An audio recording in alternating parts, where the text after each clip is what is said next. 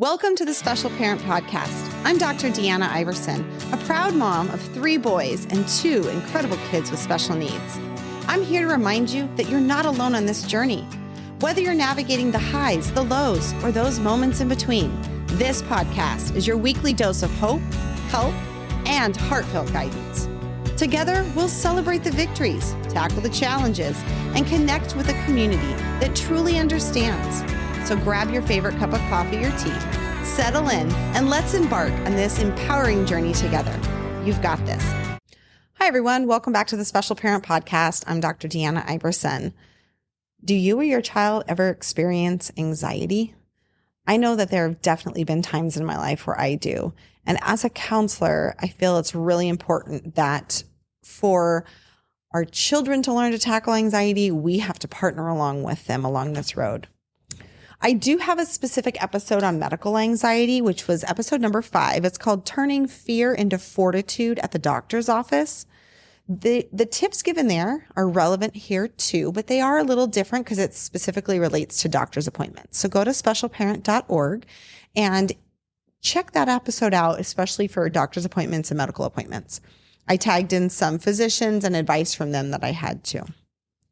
So helping children with anxiety is actually going to be a 4-part episode. This is part number 1. I loved this quote from Lisa D'Amour, and she said, "We must normalize distress as a part of life. We make sure to allow ourselves and our children to understand that it is essential to feel distress. It is essential to help us grow, learn, guide us, and give us feedback. You should have times where you feel sad, anxious, and stressed. That is the right response for some situations." So I think we should talk about normalizing anxiety because anxiety is a normal thing that happens to everybody. It's just how it feels to everyone may not be the same. So let's empower ourselves through it. Let's learn to empower our children through it. Psychology Today had some great advice. Anxiety is like a monster that does not sleep. It's always hungry and never gives up. We can unknowingly feed the monster of anxiety. And that's the key thing is we don't want to accidentally be feeding anxiety because that creates anxiety to be worse. When kids are anxious, it's natural to want to help them feel better. But trying to protect kids from the things that upset them, you can actually make anxiety worse. The best way to help kids overcome anxiety is to teach them to deal with anxiety as it comes up. With practice, they will learn to be less anxious. Again, with practice. What does that mean? That means that the first several times you try to help them push through and you try some of these strategies, they're going to push back real hard because anxiety is in the driver's seat. Fear is driving their brain at that moment. So we have to take them out of their middle brain. We have to help them learn to put themselves in the driver's seat of that prefrontal cortex and that system that's going to think through rather than react to situations. All right. So as you can see, I've pulled some resources. So let's jump in here. The goal is management of anxiety, not elimination. Step number 1 there is to realize we're not trying to pretend that anxiety goes away. What we're learning is how we get through anxiety. The best way to help a child learn to overcome anxiety or fear is to help them learn to function even when they are anxious. So they might be anxious because there's a test. That's normal. How do we function through that anxiety? They might be anxious because it's a new experience. That's normal. How do we function through that new experience? Don't remove the stressor or trigger. When children learn to overcome the anxiety or fear decreases over time. Functioning through anxiety is a life skill that will empower them as they grow as adults. It's that fight, flight, or freeze response. If they're afraid of the haircut place, maybe it's sensory. There's nothing wrong with that. That can create anxiety situations for our children. That's normal. And some people don't like flavors, textures. It's just especially with our autistic kids, it's a heightened sense of that even so. It's normal. But that doesn't mean that it can't get better. So we can help them power and improve through it. So an example, my older son, this was years and years ago, as a family, we went to the Italian festival. Oh my gosh, we were so excited, right? Lovely, great food, great music. It was wonderful. We arrive at the Italian festival, and as you can imagine, it's loud. There's a lot of people. It's a festival. It's not real organized. There's people moving all over. There's booths. It's a lot of stimulation. And we start we get our tickets and we walk in. And as soon as we kind of hit the crowd and everything, my son starts freaking out. And he starts panicking, and he had to get away. He had to get away. And I said, okay, let's move over here. I didn't leave the festival, but what I did was I walked between two booths or vendors. They had like I don't know what you would really call it, but it had an enclosed area. And so I walked him behind it. So we were behind the booth, and there was a sheet, in a sense, that was enclosing the booth. And for him, that took away the people. You'd still hear the noises, but they were now buffered a little bit by this. And I did have the vendors stick their head around and go, hey, you can't go back there. And I simply said, I'm sorry, my son is having a panic attack. I just need a minute. And the person was kind. Oh, okay. They kind of kept their eye on us because they're like, what are you doing behind the booth? They kind of kept their eye on us, but they weren't judgmental. They were really understanding. And I think if we give people an opportunity to be understanding, they really will be. And my son calmed down. I said, okay, this is what we're going to do. And we created a game plan. We had a plan and we walked through it. Now, did he enjoy the whole rest of the festival like it was fine? No. We were able to enjoy the festival in a different way. We had to take breaks. There were times he had to leave an area because it was a sensory overload of sound or voice or just general noise. We had to shorten our day a little bit, but he worked through that experience. Rather than rescuing him from it completely and everybody leaving, we worked through it. We created a plan. We took breaks when we needed to. We reevaluated our plan. Was it exhausting? Of course it was. But was it because that's what my son needed and it taught him something so strong and valuable? Absolutely. We cannot always avoid anxiety creating situations. I was at Phoenix Children's Hospital the other day and they had a fire alarm go off. Now it was just a drill, but I was thinking to myself, oh, this is not going to be good. Well, my son went ahead and took his little earbuds, plugged them in his ears and put music on his phone, and he was okay. We're walking down the stairs and there was a mom and her son is just having the hardest time. And they're actually in the stairwell because it was quieter than not in the stairwell, which I was kind of surprised, but it was. And that's why we took the stairwell. And he was just really having a really hard time, but she was working with him through it. You're going to be okay. I could hear her telling him, you're going to be okay. You're going to get through this. Plug yours. And she was singing to him almost. And that was calming to him. And I noticed she was kind of rubbing. And for some kids, you can. For some kids, it's a squeeze. She was getting him through it. And that was so, I was just so proud of her. And as I walked by, I was like, good job, Mom. Just kind of under my breath a little bit because we all need that little bit of encouragement. All right. So dive into the anxiety rather than run away from it.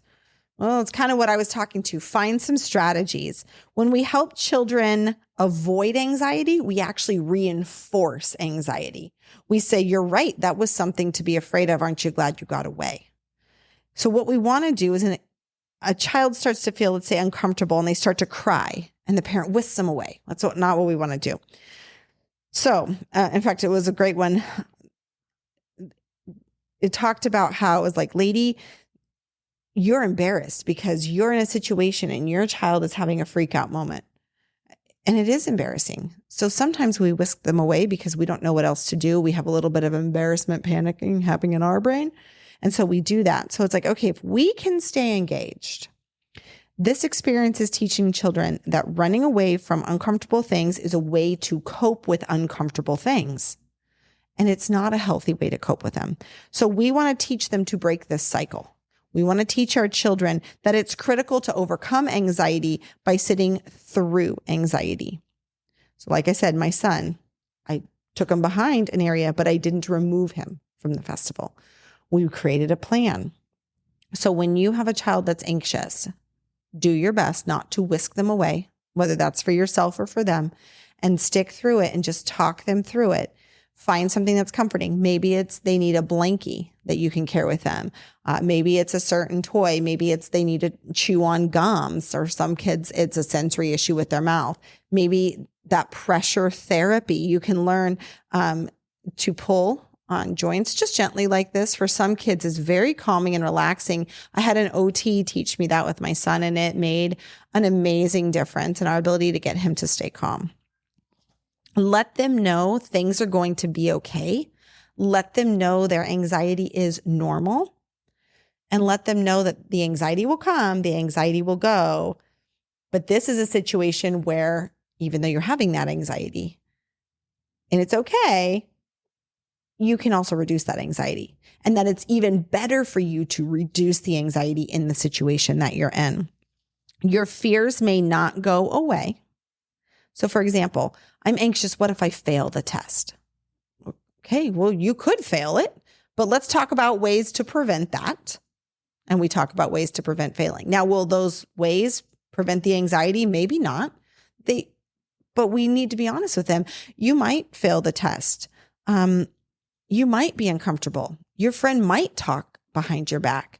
Somebody might give you a dirty look. Somebody might laugh at you sneezing during a presentation.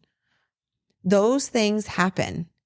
If we learn to bounce with them rather than shrink into them, we are going to be stronger. So we have to learn to face our fears. Your confidence in yours, you're the parent, your confidence in their ability, the child's ability to overcome and face their fears and function through their fears is the key to them developing their own self-confidence in their ability for the future. So showing confidence in your child and showing them ways to get through it will build that confidence in them, because you're telling them, I know you got this.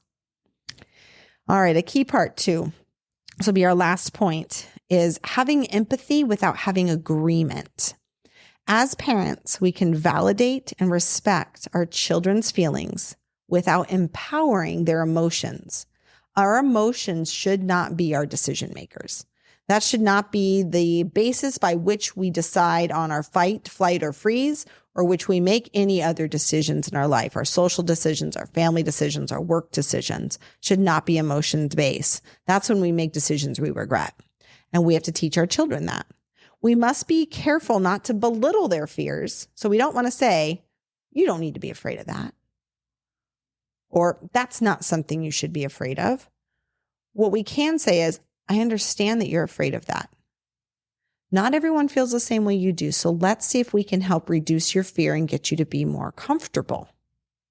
And that's a different thing than saying, hey, don't dismiss, don't worry. It's saying, no, I get you, but let's figure out a way for you to be stronger rather than you to sit in fear.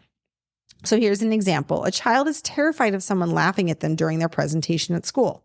First of all, they might be right. That might happen. Their fear is normal and rational. So what do we do about it? Rather than allowing the fear to paralyze the child, we help them process the situation and come up with a game plan. Everybody, children especially, are more empowered when they have a plan, when they can think through, rather than emotion through, think through what they're going to do next, step by step by step. Maybe they're going to laugh it off. Maybe they're going to ignore it. Maybe they're going to shrug. Maybe they're going to smile. Maybe they're going to be nice back to the other person. You know, the old adage, kill them with kindness. Maybe they're going to have a friend ready to cheer them up in the background. Maybe they're going to prep with their teacher. There's so many ways that they can overcome something like that. The details of that plan are based on their developmental level, so keep that in mind. If their fear or their anxiety is because last time they were at their friend's house, their friend stole their toy and they don't want to go back because they're mad at their friend, and their friend, afraid their friend is going to steal the toy again, then that is definitely something that we have to work them through developmentally. And that's why we want to practice with them. You know, we want to say, okay, you're playing with the toy. I'm going to be the friend to walk over and take it. How are you going to respond to me? So we help them practice and role play. And that helps us get over anxiety because we have a game plan. We know what to do with it. So it becomes less fearful. So the key points we've talked about today: Listen and be empathetic.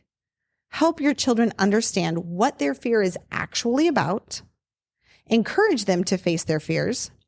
You're scared, that's okay. And I'm here to help you get through it. Remember, our feelings are not our facts. Feelings come and go, and feelings are not the same for every person in every situation. And our feelings can change based on how we handle a situation. We grow stronger when we can learn to push through our fears. And it's okay to say, hey, this isn't something we should really be afraid of. This is something we should learn to be stronger through. This is where we're going to stop here for today. And we'll have, again, this is a several part episode on anxiety, helping your children work through it. And we're going to pick apart different parts of anxiety in different situations. The keys here: manage and walk through, normalize, be empathetic, be strategic, but focus on triumphs. Make sure to focus on those wins. I love to always say that there are wins in every situation. Focus on the wins. So join us next week. What we're going to discuss next week is how we can model, distract, the benefits of distraction, and reframe our thoughts. A lot of anxiety is reframing how we think. Thank you so much. Glad you could join us here today. This program is made possible by friends and partners at the Special Parent Podcast. For more information and to join our mailing list, visit specialparent.org.